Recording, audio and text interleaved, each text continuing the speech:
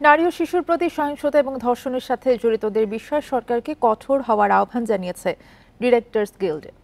দুপুরে প্রেস ক্লাবের সামনে মানববন্ধনে তারা সাম্প্রতিক ঘটনার সাথে জড়িতদের উপযুক্ত শাস্তি দাবি করেন। দেশজুড়ে নারী এবং শিশুর প্রতি সহিংসতা, নিপীড়ন ও ধর্ষণের বিষয়ে গভীর উদ্বেগ জানিয়ে শোবিজ অঙ্কনের কলা কৌশলীরা বলেন, বাংলাদেশের নারী এবং শিশুরা প্রতিনিয়ত নিপীড়নের শিকার হচ্ছে। নারী শিশু নিরাপত্তা নিশ্চিত করতে সরকারকে আরো কার্যকর পদক্ষেপ গ্রহণ করতে হবে। এই ঈদে জামা জুতো অ্যাকসেসরিজের ডিসকাউন্ট। ধর্ষণকারীদের ফাঁসি দিতে হবে।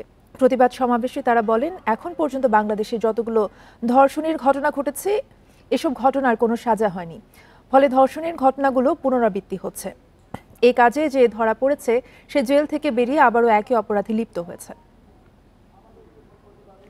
ধর্ষকের বিরুদ্ধে সর্বোচ্চ আইন যেটা আমাদের রাষ্ট্রীয় কাঠামোতে করা সম্ভব, আমাদের সামাজিক কাঠামোতে করা সম্ভব, সেটাই চাই। ছোট ছোট শিশুদের জন্য, সমস্ত নারীদের জন্য আমার একটাই চাওয়া, যারা ধর্ষণ করছেন এবং প্রমাণিত হচ্ছে তাদেরকে সর্বোচ্চ শাস্তি দেওয়ার এখনই সময়।